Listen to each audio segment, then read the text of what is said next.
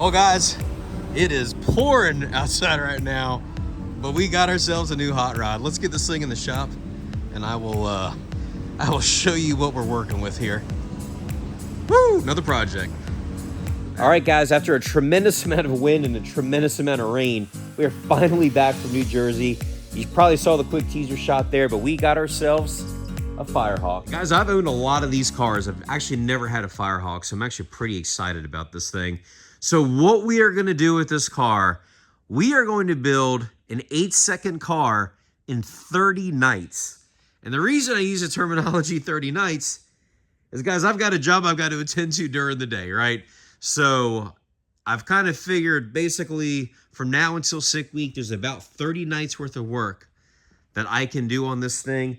So we've got a lot of work left to do to build an 8-second car. I got this car out of New Jersey. It was obviously a project that needs to be finished. It was taken apart about 5 years ago, and they threw a lot of money at this car. So you kind of would look at this car and you think, man, this thing's, pretty far along and it should be pretty close to being race ready.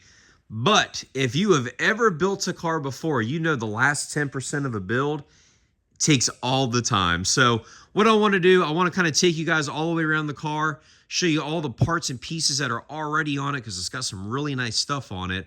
And then I will show you what we have to do to make this thing making 8-second hits here in about 4 weeks.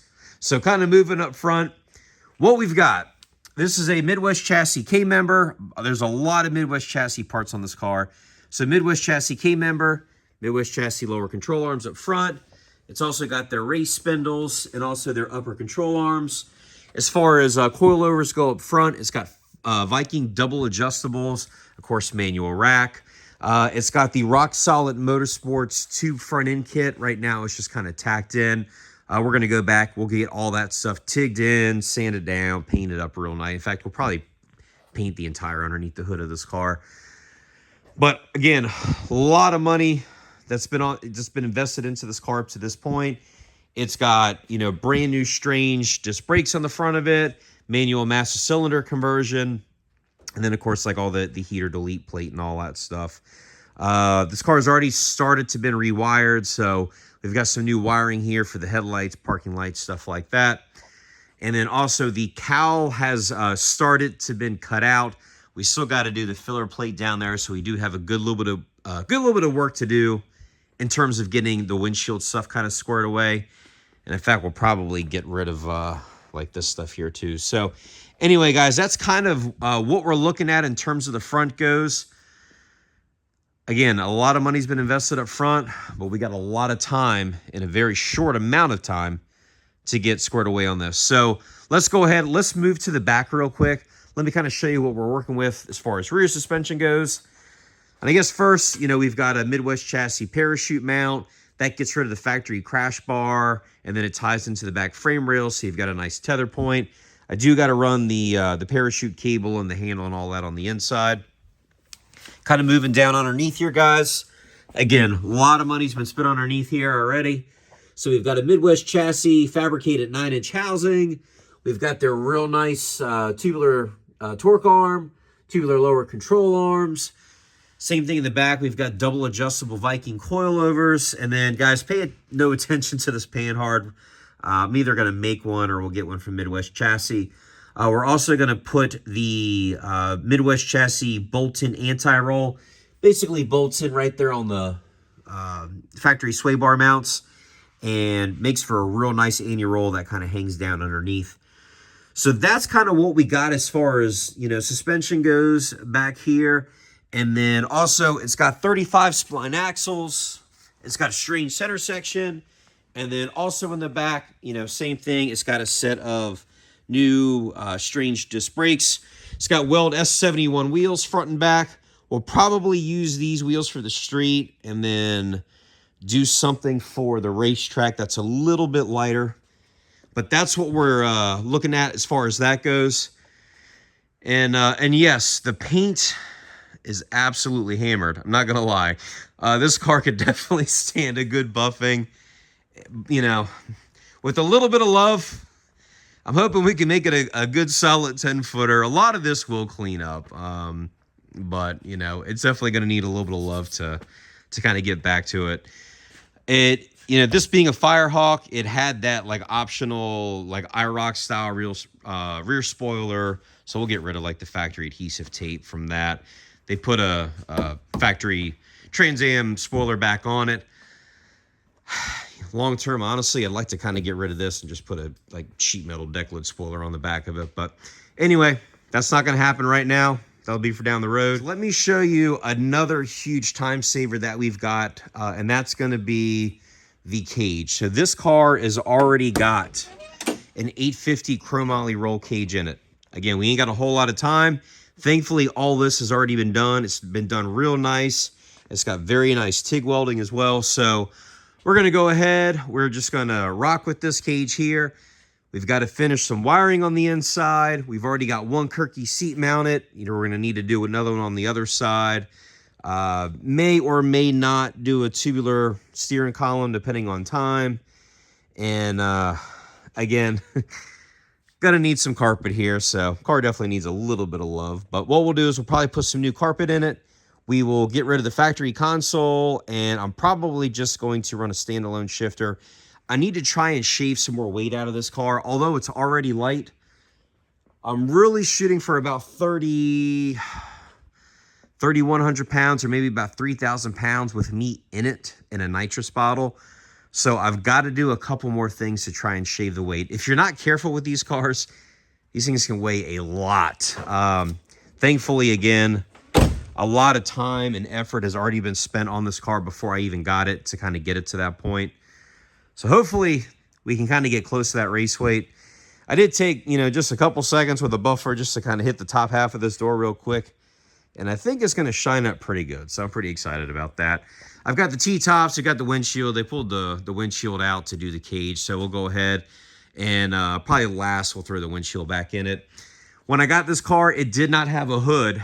And in true fashion, you know, Facebook Marketplace, I find the car.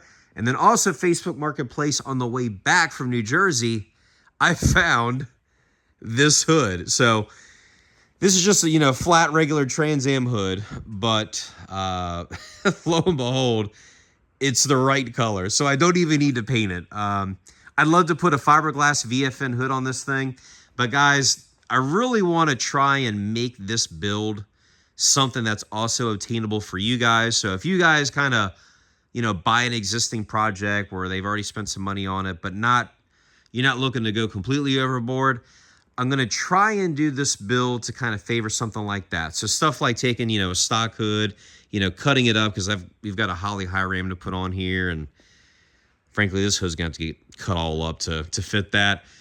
I'm trying to keep this thing as, I don't want to use the word low budget, because obviously there's some nice parts here, but I don't want to spend money just to spend money, right? I want to make sure it is money well spent, and then not get too involved into like all the fancy little stuff that really doesn't matter. So guys, anyway, that's kind of a quick little summary on this thing. You know, we've got a lot of work to do. You know, some of you guys are probably like, man, this thing's really far along. Like, you should be able to get this thing knocked out in no time. And then for a lot of you, especially if you've ever built a car before, you're probably like, wow, you are absolutely crazy. There's no way you're going to have that thing done in 4 weeks. And I kind of fall somewhere in the middle of that. So, you know, we've already started doing some work here. And we've got to shave some weight. So went ahead and we are going to be cutting out the T-top well. A couple of reasons for that. One, to save some weight. Two, I've got to put a trailer hitch on this thing for all the drag and drive stuff that we're going to be doing with this car. And frankly, the T-top well, the way I like to do them, it just gets in the way of all that. So we'll cut this out. We'll just do some flat aluminum, you know, bend it real nice where it looks nice. And then back here, we're going to be putting our street fuel system. So we'll probably have a 10 to 12 gallon tank back here. You know, NA tray firewall. I'm going to fix, you know, this here where they did the old trapdoor mod. Factory fuel tank's going to go away. We'll have a aluminum street cell back here. And it'll just kind of make it nice, make it easy, and we'll go from there.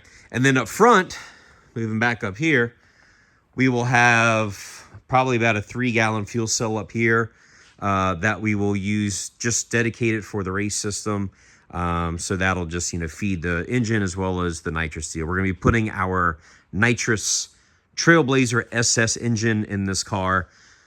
Pretty much how it was when I went the 976 in the Trailblazer.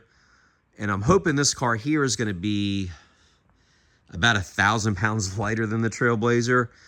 So my gut tells me, 976 in the Trailblazer, we ought to be pretty close to that 890 mark if everything works out. We've also got a real nice power glide that we're putting in this thing. We had a 4L80E in the Trailblazer. I'm hoping this power glide, should, I don't know.